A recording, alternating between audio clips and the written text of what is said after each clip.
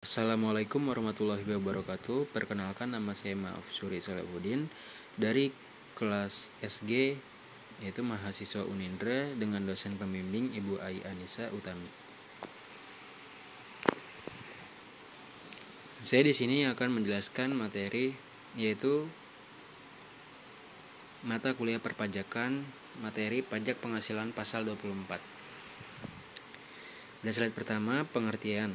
Apa sih pajak penghasilan pasal 24 itu? Pajak penghasilan pasal 24 adalah ketentuan yang memungkinkan wajib pajak dalam negeri mengkreditkan pajak yang dibayar di luar negeri terhadap pajak penghasilan yang terutang di Indonesia atas penghasilan yang sama. Tujuannya adalah menghindari pajak berganda internasional. Langsung saja ke contoh soal. Contoh soal di sini saya membuat PT ABC dalam tahun 2022 memperoleh penghasilan sebagai berikut. Yang pertama, penghasilan dari negara A dengan tarif pajak 40%, yaitu sebesar 2 miliar rupiah. Yang kedua, penghasilan dari negara B dengan tarif pajak 35% sebesar 2 miliar 250 juta rupiah. Yang ketiga, penghasilan dari negara C dengan tarif pajak 25%, yaitu 2 miliar 500 juta rupiah. Yang keempat, di negara D mengalami rugi dengan tarif pajak 30%, yaitu sebesar 1 miliar rupiah.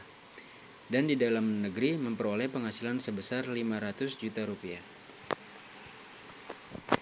Langkah pertama yaitu menghitung total PKP, yaitu negara A sebesar 2 miliar rupiah, negara B sebesar 2 miliar 250 juta rupiah, negara C 2 miliar 500 juta rupiah, dan di negara D sebesar 0 rupiah karena mengalami kerugian, dan di dalam negeri sebesar 500 juta rupiah. Yang hasilnya total PKP yaitu 7 miliar 250 juta rupiah. Langkah kedua ada hitung utang pajak, yaitu 25% dikali total PKP tadi. Jadi 25% dikali 7 miliar 250 juta rupiah, yang hasilnya 1 miliar 812 juta 500 ribu rupiah.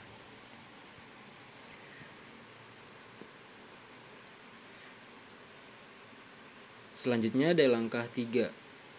Langkah ketiga yaitu menghitung KPLN, di mana notnya batas maksimum pajak yang diambil yang terendah dari dua unsur atau perhitungan sebagai berikut. Yang pertama, di negara A, perhitungannya 2 miliar rupiah dibagi total PKP tadi, yaitu 7 miliar 250 juta rupiah, dikali hutang pajak, yaitu 1 miliar 812 juta 500 ribu rupiah, yang hasilnya 500 juta rupiah. Dan dibayar di negara A dihitung menggunakan dikalikan dengan tarif pajaknya, yaitu 2 miliar rupiah dikali 40%, yang hasilnya 800 juta rupiah. Dan kita pilih unsur sebagai unsurnya yang terendah, yaitu 500 juta rupiah, yang saya tandai merah. Yang kedua, negara B, yaitu 2 miliar 250 juta rupiah dibagi 7 miliar 250 juta rupiah dikali 1 miliar 812 juta 500 ribu rupiah, yang hasilnya 562 juta 500 ribu rupiah. Dibayar di negara B, yaitu 2 miliar 250 juta rupiah dikali dengan tarif pajaknya 35%, yang hasilnya 787 juta 500 ribu rupiah.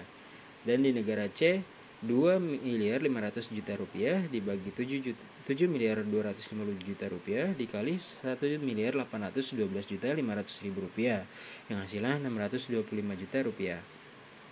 Dan dibayar negara C, 2 miliar 500 juta rupiah dikali dengan tarif pajaknya 25%, yaitu hasilnya 625 juta rupiah. Karena di sini totalnya sama, maka kita bebas memilih salah satunya, yaitu saya memilih yang bawah. Dan negara C saya tidak hitung karena mengalami kerugian. Langkah keempat yaitu menjumlahkan kredit pajak di luar negeri. Negara A ditambah negara B ditambah negara C, yaitu 500 juta rupiah ditambah 562 juta 500 ribu rupiah ditambah 625 juta rupiah, yang hasilnya 1 miliar 687 juta rupiah. Saya ulangi, yaitu hasilnya 1.687.500.000 rupiah. Langkah terakhir yaitu total utang pajak yang dibayar, yaitu utang pajak dikurangi jumlah KPLN, yang dimana utang pajak tadi sebesar 1.812.500.000 rupiah dikurangi jumlah KPLN yang sebesar 1.687.500.000 rupiah, yang hasilnya 125 juta rupiah.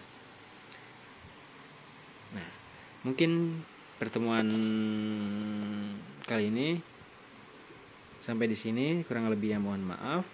Wassalamualaikum warahmatullahi wabarakatuh. Makasih.